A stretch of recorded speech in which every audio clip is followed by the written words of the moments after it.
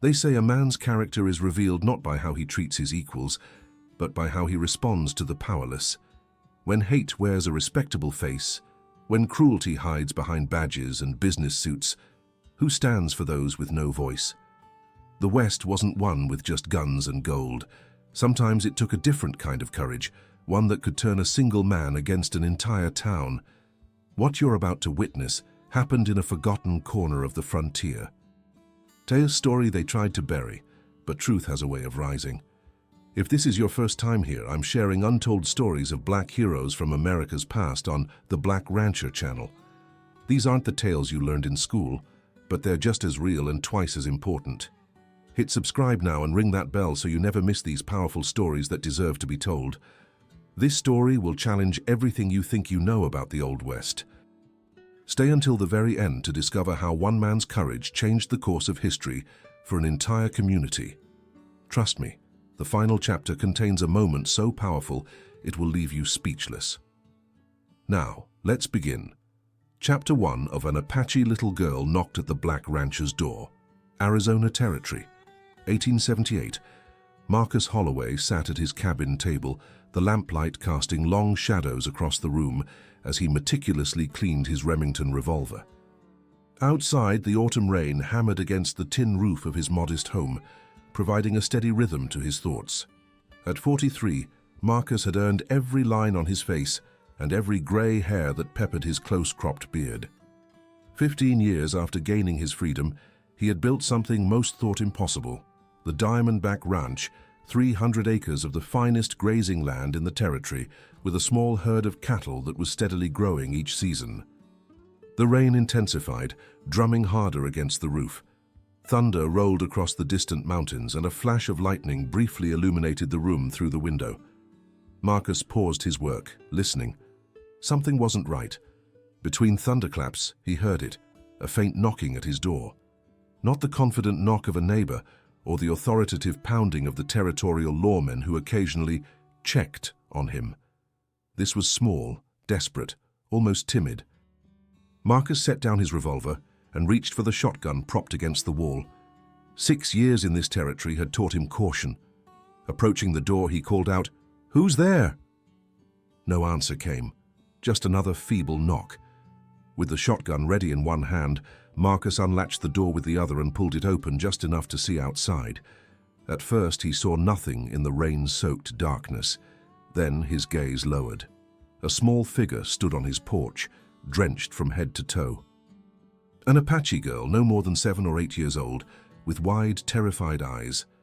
Her black hair hung in wet ropes around her face, and she was shivering violently, wearing only a thin cotton dress. A dark bruise marked her cheek. "Good Lord," Marcus breathed, immediately setting aside his shotgun and kneeling down. "Child, what are you doing out here in this storm?" The girl's eyes darted past him into the cabin, then back to his face. She was clearly weighing whether to run or stay. "It's all right," Marcus said softly. "I won't hurt you." The girl's lips trembled either from cold or fear, probably both. When she spoke, her voice was barely audible above the rain. They beat my mama," she whispered in broken English. "Help, please help." Marcus felt a cold wave wash through him that had nothing to do with the rain. He glanced past the girl into the darkness, half expecting to see angry pursuers. The road remained empty. "Who beat your mama? Where is she?" he asked, keeping his voice gentle. "Men from town, white men," the girl said, her small arms wrapping tighter around herself. "In the canyon. She bleeding." Marcus didn't hesitate. He opened the door wider. "Come in, child, let's get you warm." The girl took a half step back, uncertainty in her eyes. "I'm going to help your mama," Marcus promised. "But first you need to get dry. What's your name?" "Little Dove," she said softly. "I'm Marcus." "Marcus Holloway." He gave her what he hoped was a reassuring smile. "Now come inside, Little Dove. Then you can show me where your mama is hiding." The girl hesitated for another moment before stepping cautiously over the threshold, leaving small puddles on the wooden floor. Marcus quickly wrapped his spare blanket around her shoulders and stoked the fire in the stone hearth. As its warmth began to fill the cabin, He moved with purpose, gathering supplies, bandages, a bottle of whiskey for disinfectant, jerky, and a canteen of water. He pulled on his oilskin coat and wide-brimmed hat. "Can you ride a horse?" he asked the girl. Little Dove nodded once, her eyes following his every movement. "Good. We'll need to move fast." Marcus strapped on his gun belt and checked his revolvers. "Your people and mine, we both know what it means to be hunted." As he prepared to head out into the storm, Marcus had no way of knowing that this small visitor would change everything, not just for him, but for the entire town of Copper Springs. The rain had eased to a steady drizzle by the time Marcus and Little Dove reached the mouth of Rattlesnake Canyon. The girl sat in front of him on his stallion, Midnight, pointing the way with a small, still trembling hand. "There," she whispered, indicating a narrow side canyon barely visible in the fading light. "Mama, hide there." Marcus guided Midnight carefully down the slippery path. The canyon walls rose steep and imposing on either side, creating deep shadows that the setting sun couldn't penetrate. Every instinct told him this was dangerous, a perfect spot for an ambush. But the urgency in the girl's voice had left no room for delay. "How much farther?" he asked quietly. "Close now, by big rock that looks like bear." Marcus nodded, his eyes scanning the terrain. His hand never strayed far from his revolver. Apache or not, a wounded woman needed help, and whoever had left her bleeding would answer to him. They rounded a bend in the canyon, and Little Dove pointed to a massive boulder that indeed resembled a crouching bear. Behind it, almost invisible against the red sandstone, was a small crevice. "There," Little Dove said, her voice rising slightly with hope. Marcus dismounted, lifting the girl down after him. He approached the crevice cautiously, aware that a wounded Apache might see him as just another threat. "Hello?" he called softly. "I've brought your daughter. We're here to help." A faint shuffling came from the darkness, followed by a woman's voice, speaking rapidly in Apache. Little Dove responded in the same language, her words coming faster than Marcus had heard her speak before. She took a step toward the crevice, then looked back at him, gesturing for him to follow. The space behind the boulder opened into a shallow cave. There, propped against the rock wall, sat a young Apache woman. Even in the dim light, Marcus could see the damage done to her. Her face was swollen, one eye nearly closed. Blood had dried in a dark stream from her nose and split lip. She clutched her side, where her deerskin dress was stained with blood. "Dear God," Marcus whispered. The woman's good eye widened at the sight of him, and she instinctively reached for a knife at her belt. "No, Mama," Little Dove said quickly in English. "He help us, good man." The woman's gaze flicked between her daughter and Marcus, distrust warring with desperation on her battered face. Marcus knelt slowly, keeping some distance between them, and spoke in a calm, even tone. "My name is Marcus Holloway. I own the Diamondback Ranch about 5 miles west of here. Your daughter found me. I want to help you." The woman studied him for a long moment, before responding in halting English. Why would you help Apache?" Marcus met her gaze steadily. "I know something about being treated less than human. Now, will you let me tend those wounds, or would you rather bleed out in this cave?" After another moment, the woman gave a small nod. "I am Morning Sky. Those men who did this, they from Copper Springs?" Marcus asked, as he uncorked his whiskey bottle and tore strips from a clean bandana. Morning Sky winced as he began cleaning the gash on her forehead. "Yes, we come to trade. They say Apache not welcome." Her voice hardened. "One man grab Little Dove. I fight. Then they all attack." Marcus worked silently for a moment, his jaw tight with anger. "These men, would you recognize them?" "Yes." Morning Sky's good eye blazed suddenly with fierce intelligence. One wore star, another owned store with red door, third had black beard, missing finger. "Sheriff Grady, Tom Winthrop, and James Blackburn," Marcus muttered. "The 3 most influential men in Copper Springs. Cowardly bastards, 3 grown men attacking a woman and child." Morning Sky watched him closely. "You know these men." "I know of them." Marcus continued bandaging her wounds. "They're not fond of my kind either." When he'd done what he could for her injuries, Marcus sat back on his heels. "You've got broken ribs, and that cut on your side needs proper stitching. So I'm no doctor, but I can take you to my place, give you shelter until you're strong enough to travel." Morning Sky shook her head. "My people camped 2 days north, must return." "You're in no condition to travel that far," Marcus argued. "At least come back to my ranch for the night. You can rest, get some food in you and your girl." Little Dove, who had been watching silently, spoke up. "Mama, please, I'm cold." Morning Sky looked at her daughter, then back to Marcus. Something in her expression shifted. "One night," she agreed reluctantly. "Then we go." Marcus helped her to her feet, supporting her as they made their way back to his horse. Getting her onto Midnight was a painful process that left Morning Sky pale and sweating, but she didn't make a sound. Marcus lifted Little Dove up in front of her mother, then took the reins and began leading the horse on foot. As they emerged from the canyon, the last light of day silhouetted the distant buildings of Copper Springs against the darkening sky. Marcus glanced at the town, then at the wounded woman and child on his horse. He knew what helping them might cost him. Copper Springs already barely tolerated his presence. Harboring Apaches, even injured ones, could be the excuse some had been waiting for. But looking at Little Dove's trusting face and Morning Sky's quiet dignity despite her wounds, Marcus knew he had no choice. Some lines a man couldn't cross, even to save himself. He turned Midnight toward home, away from the town lights, his decision made.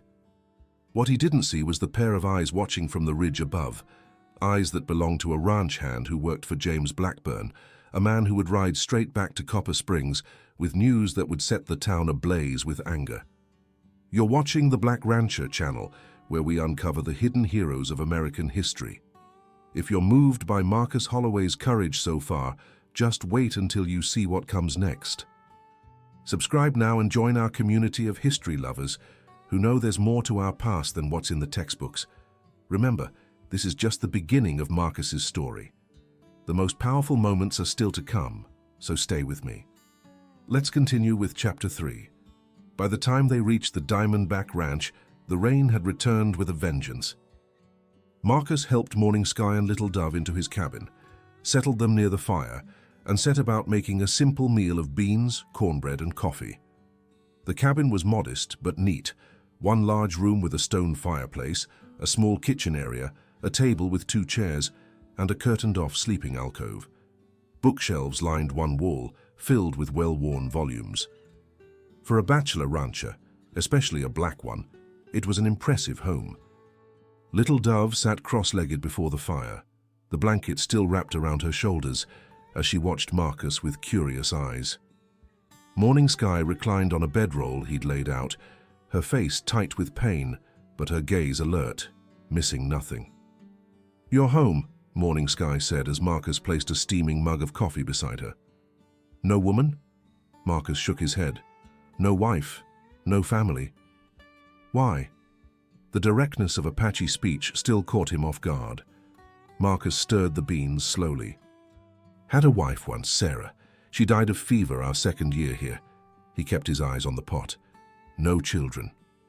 Morning Sky nodded, a look of understanding passing between them. "My husband killed by soldiers 2 summers ago." "I'm sorry," Marcus said simply. They ate in silence, the only sounds the crackling of the fire and the rain battering the roof. Little Dove fell asleep almost immediately after eating, curled up on the bedroll beside her mother. As Marcus cleared away the dishes, Morning Sky spoke again. "Why you help us? Most black men fear being seen with Apache." Marcus considered her question as he set the plates in a basin of water. "Maybe because when I needed help once, someone gave it without asking why." He sat down across from her and rolled up his left sleeve, revealing a long, jagged scar that ran from wrist to elbow. "Got this running from slave catchers in Kentucky. Would have bled out if an old Cherokee man hadn't found me in the woods. He had every reason to leave me there. Wasn't his fight. But he didn't." Marcus rolled his sleeve back down. "Taught me something important. Sometimes being a man isn't about what fights you pick, it's about not walking away from the ones that find you. Morning Sky studied him for a long moment. You are rare, man, Marcus Holloway. Just trying to live right, he replied. Get some rest. Tomorrow we'll... A sound outside cut him off. Horse hooves, multiple riders approaching fast. Marcus was on his feet in an instant, moving to the window. Through the rain-streaked glass, he could make out the glow of torches coming up the road to his ranch. Trouble, he said grimly, reaching for his shotgun. Morning Sky struggled to sit up. The men from town? Marcus nodded. Looks like at least a dozen riders. He turned to her, his expression grave.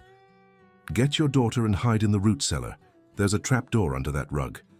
We should run, Morning Sky argued, even as she gently shook Little Dove awake. No time, and you're in no condition. Marcus checked his ammunition. The cellar has a small tunnel that comes out behind the barn.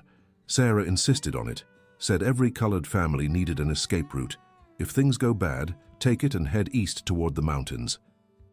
As Morning Sky and Little Dove disappeared into the cellar, Marcus positioned himself by the door, shotgun ready. The riders were close now. He could hear voices, angry shouts carrying through the rain. Holloway! Come out, Holloway! Sheriff Grady's voice boomed across the yard. We know you're harboring savages. Marcus took a deep breath, set his shotgun by the door where he could reach it quickly, and stepped onto his porch, hands visible. Rain immediately soaked his shirt as he faced the mob of torch-bearing men on horseback. Sheriff Grady sat at the front, his badge gleaming dully in the torchlight. Beside him was James Blackburn, his black beard plastered to his face by the rain, and Tom Winthrop, whose general store served as the social center of Copper Springs. Behind them, at least 10 other men sat on nervous horses, some holding rifles, others clutching torches that sputtered in the downpour. Evening, Sheriff, Marcus called, his voice calm despite the hammering of his heart. Kind of late for a social call, isn't it? Cut the games, Holloway, Grady spat. Billy Tate saw you bringing Apaches onto your property. Hand them over. Marcus crossed his arms. Don't know what you're talking about, Sheriff. I've been home all evening, alone. Search the place, Blackburn growled, starting to dismount. Hold it right there, Marcus said, his hand dropping to the revolver at his hip. This is my property. You don't set foot on it without my permission or a warrant. Sheriff Grady's face twisted with anger. You threatening officers of the law, boy? Not threatening anyone, Marcus replied evenly. Just reminding you how the law works. Or does it work differently when it comes to my land? A tense silence followed, broken only by the sound of rain and the occasional nervous snort from one of the horses. Tom Winthrop leaned forward in his saddle. Listen here, Holloway. Those Apaches are dangerous. The woman attacked us in town today. We were just defending ourselves.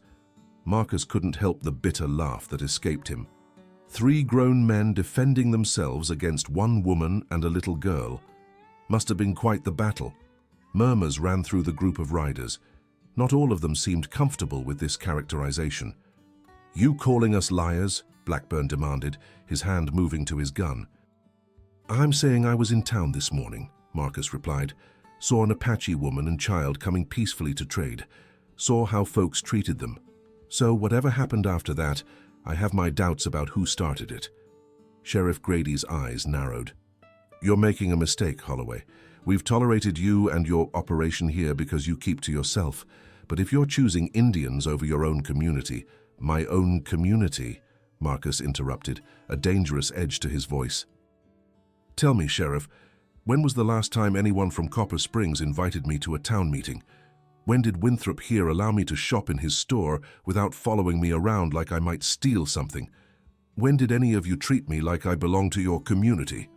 His words hung in the air, and for a brief moment discomfort flickered across some of the men's faces. You've got till noon tomorrow, Sheriff Grady said finally. Turn over those Apaches, or we'll come back with more men and proper authority, and then we'll see what else we might find on this ranch that isn't quite legal. The threat was clear. Fabricated charges, a rigged trial, or no trial at all. Marcus stood his ground. You do what you feel you need to, Sheriff. But remember, some actions can't be undone. Some lines, once crossed, mark a man forever. The sheriff spat on the ground, then wheeled his horse around. "Noon tomorrow, Holloway." Not a minute later, the riders turned and rode back down the path, their torches creating weaving lines of light in the darkness. Marcus watched until they disappeared from sight before going back inside. His hands were steady as he bolted the door, but his mind was racing. Morning Sky emerged from the cellar, Little Dove clutching her hand. "They will return," she stated. It wasn't a question. "Yes," Marcus agreed. "Tomorrow, with more men." "We should leave tonight," Morning Sky said. Marcus shook his head. "You wouldn't make it 5 miles in your condition, especially not in this weather." He looked out the window at the driving rain. "Besides, running now just confirms their story, that you're dangerous, that you attacked them without cause. What other choice is there?" Morning Sky asked, her good eyes searching his face.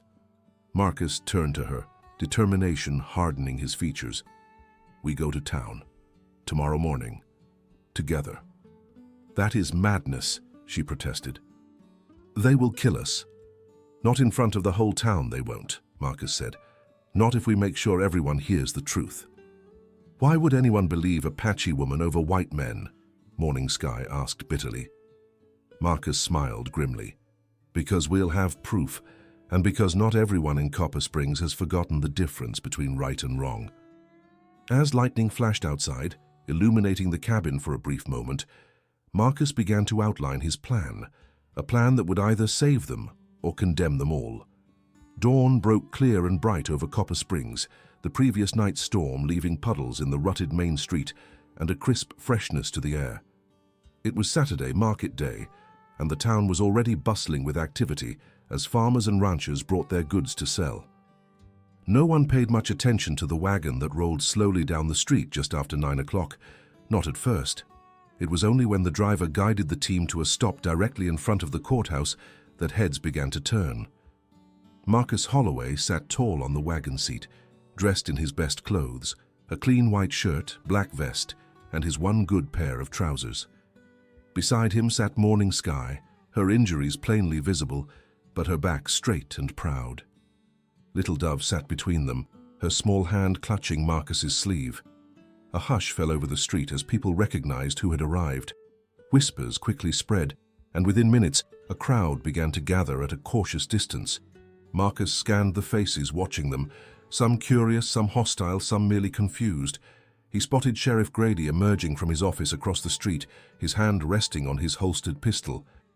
James Blackburn stood in the doorway of the saloon, his expression darkening as he recognized the arrivals. Tom Winthrop appeared at the entrance of his general store, wiping his hands on his apron. "You've got nerve, Holloway," Sheriff Grady called, striding toward the wagon. "I said noon at your place, not 9 in the middle of town." "Thought we'd save you the ride, Sheriff," Marcus replied calmly. "Since this concerns everyone in Copper Springs, seemed right to handle it where everyone could see." More people were joining the crowd now, drawn by the unusual confrontation. Marcus noted the presence of Dr. Wilson, the town's physician, and Reverend Johnson from the small church on the hill. Both men were watching intently. "Nothing to see here, folks," Sheriff Grady announced loudly. "Just taking care of some Indian trouble. Go about your business." "There is much to see," Morning Sky spoke up suddenly, her voice carrying clearly across the street. "These men," she pointed directly at Grady, Blackburn, and Winthrop, "they beat me, threatened my child, because we Apache." Murmurs ran through the crowd. An Apache woman speaking up in the middle of town was unprecedented. "That's a damned lie," Blackburn snarled, pushing his way forward. "She attacked us when we told her kind weren't welcome here." "3 strong men against 1 woman and a child?" Marcus asked, his voice pitched to carry to the growing audience. "Seems like fair odds." "Stay out of this, Holloway," Sheriff Grady warned. "This isn't your concern. When you threatened to burn my ranch because I helped an injured woman and a frightened child, you made it my concern," Marcus replied evenly. Dr. Wilson stepped forward from the crowd. "Did I hear correctly? This woman is injured?" Before Sheriff Grady could intervene, Marcus nodded to the doctor. "Broken ribs, cuts that needed stitching, bruises all over." The doctor frowned and approached the wagon, ignoring the sheriff's glare. "Ma'am, would you allow me to examine you?" Morning Sky hesitated, then gave a slight nod. The doctor carefully helped her down from the wagon and conducted a brief examination right there on the street. "These injuries," he said finally, loud enough for those nearby to hear, "were not caused by a fall or accident. Someone beat this woman severely." "So what if they did?" called a voice from the crowd. "She's just an Apache." "Just an Apache." The new voice belonged to Reverend Johnson, who stepped forward to stand beside the doctor. "Are we not all God's children? Does our Lord make distinctions based on the color of skin?" Sheriff Grady looked increasingly uncomfortable as the town's most respected citizens joined the conversation. "Reverend, with all due respect, you don't understand the situation." "I understand perfectly, Sheriff," the Reverend interrupted. "I understand that 3 men of position in this community apparently beat a woman nearly senseless and threatened her child." He turned to address the crowd. "Is this who we are now? Is this what Copper Springs stands for?" Uncertain murmurs ran through the gathering. James Blackburn pushed forward aggressively. "Don't let them twist this around. Those savages have been raiding farms for years. We were protecting our town." "From what?" Marcus asked, lifting Little Dove so everyone could see the small girl. "From this child? From her injured mother who came to trade peacefully." Little Dove stared wide-eyed at the crowd, clearly terrified but clinging to Marcus with complete trust. "It's not that simple, Holloway," Tom Winthrop said, speaking for the first time. "You don't understand our history with the Apache." "I understand plenty about history," Marcus cut him off. "I understand what it means when powerful men decide certain lives matter less than others." Marcus reached into his vest and pulled out a folded paper. "I also understand evidence. Sheriff, you claimed Morning Sky attacked you, but I have here a sworn statement from Mrs. Abigail Summers, who was watching from her dressmaking shop. She saw everything." Sheriff Grady's face paled. Abigail Summers was the mayor's wife. "It says here," Marcus continued, unfolding the paper, "that Morning Sky and her daughter were peacefully looking at goods outside Winthrop's store when you 3 approached. Says Mr. Blackburn here made a grab for the little girl, saying something about catching himself a little wild Indian. When Morning Sky tried to protect her child, you all set upon her." "That's a lie," Blackburn shouted, but his voice lacked conviction. "Is it?" Marcus looked past Blackburn to where Abigail Summers had emerged from the crowd, her chin raised defiantly. "Mrs. Summers, is this your statement?"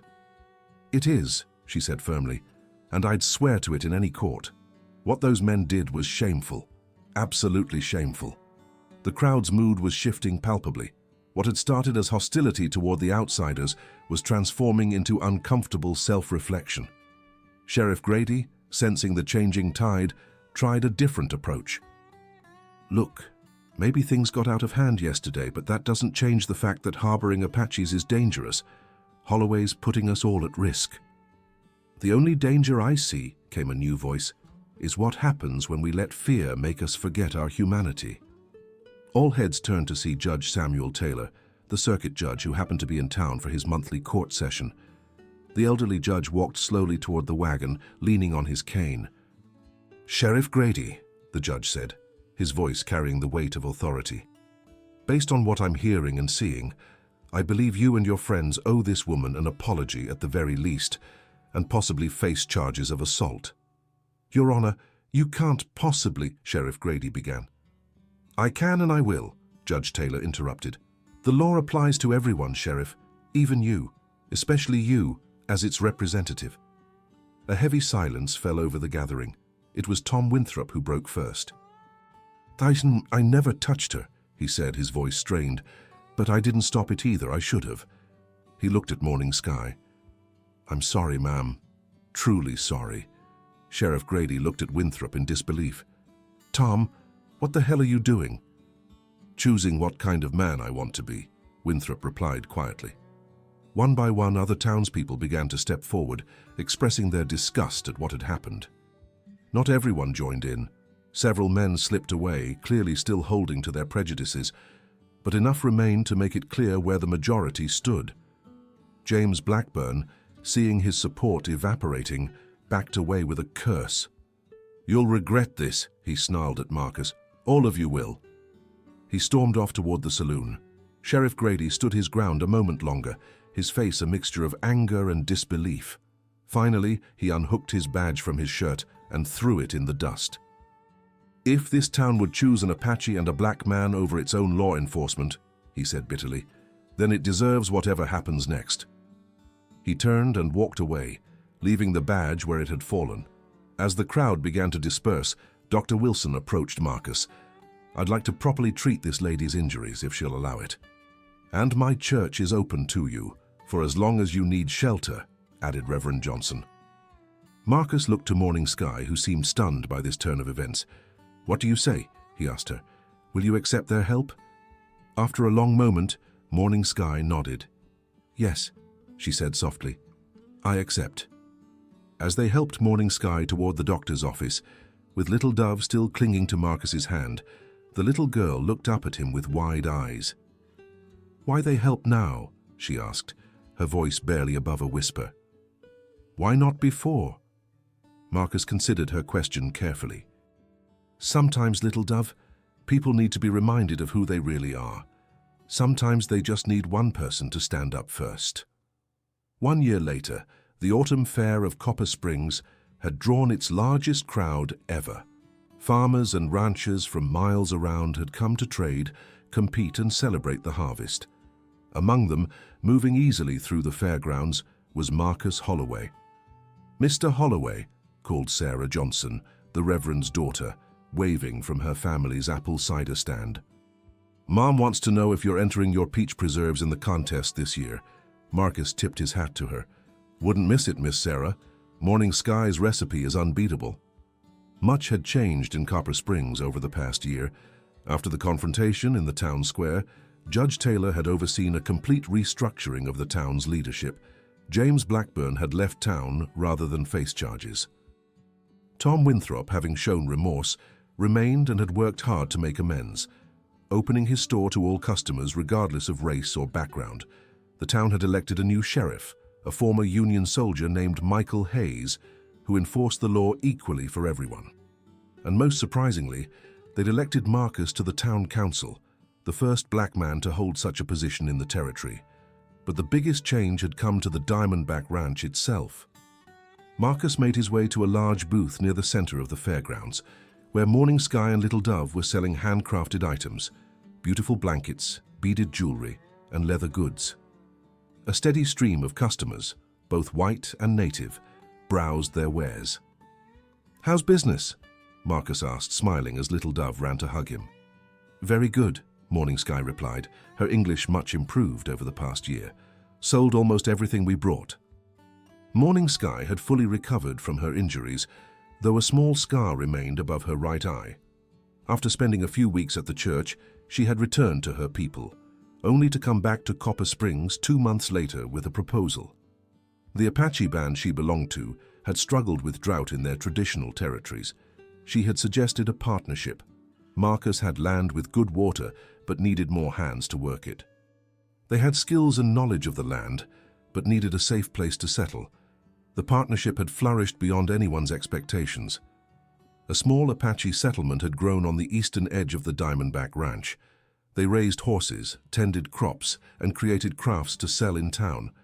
Marcus had expanded his cattle herd and built a larger house. The arrangement had even attracted other ranchers' interest, with some beginning similar partnerships.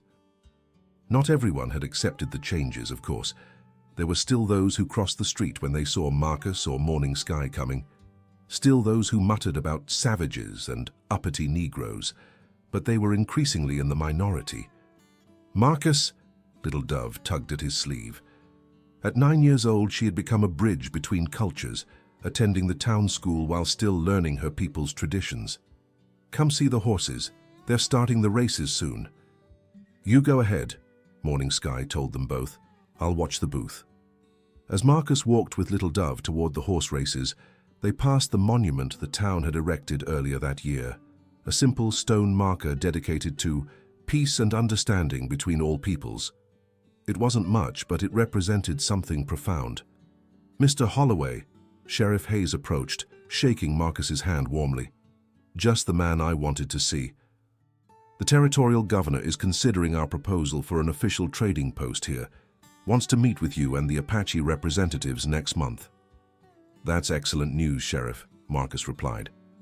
As they discussed the details, Little Dove wandered ahead to where a group of children, white, black, and native, played together near the racetrack. Later, as the sun began to set over the fairgrounds, Marcus found a quiet moment with Morning Sky.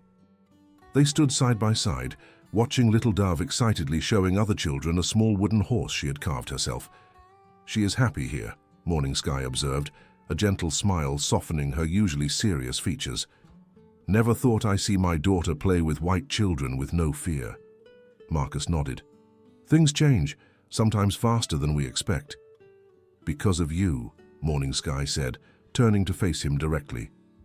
"You stood when others would not." Marcus shook his head. "Not just me. You stood too, and Abigail Summers, and the doctor, and the Reverend." He gestured toward the bustling fairground. "Change needs many hands." A comfortable silence fell between them as they watched the fair activities winding down. The golden sunset cast long shadows across the grounds, painting everything in warm hues. "There's talk of making Copper Springs a model for the territory," Marcus said finally. "A place where different peoples can live and work together. The governor's interested." "Will it last?"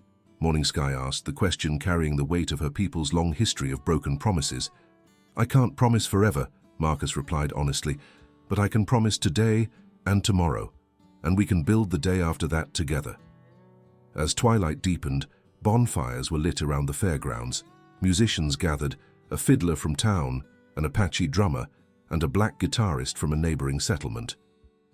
They began to play together, creating a new sound that was neither fully one tradition nor another, but something entirely its own.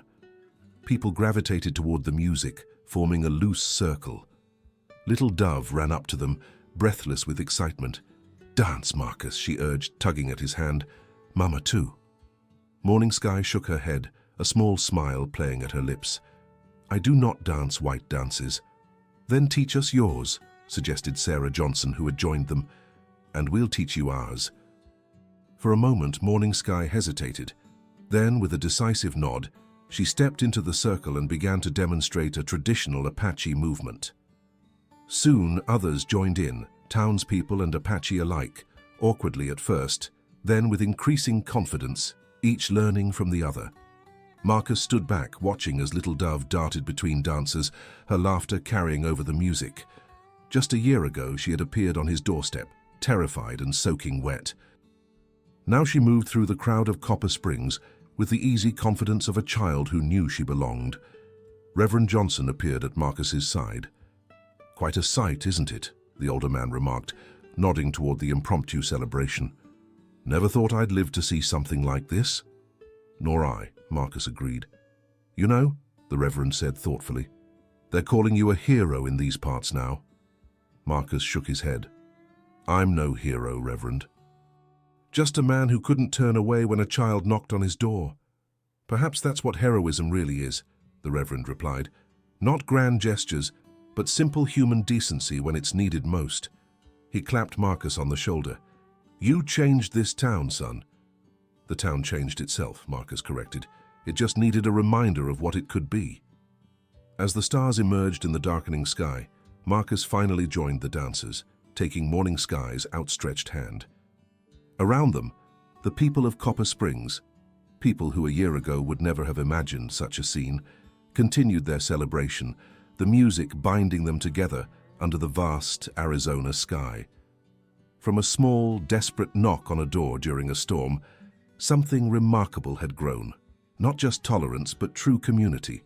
Not perfect, not without challenges, but alive with possibility. And in a territory still struggling to define itself, in a nation still healing from its deepest wounds, the small town of Copper Springs had found its voice. A voice that spoke of hope, of connection across differences, of the strength found in standing together. It had all started with one man who refused to look away from injustice, one man who opened his door on a stormy night. One man who showed his town that courage wasn't just for battlefields, but for everyday moments when right and wrong hung in the balance. As Marcus danced with Morning Sky, with little doves skipping circles around them, he realized that sometimes the most powerful changes begin with the smallest moments. A child's knock, a simple choice, a single stand against cruelty. And sometimes that was enough to change everything.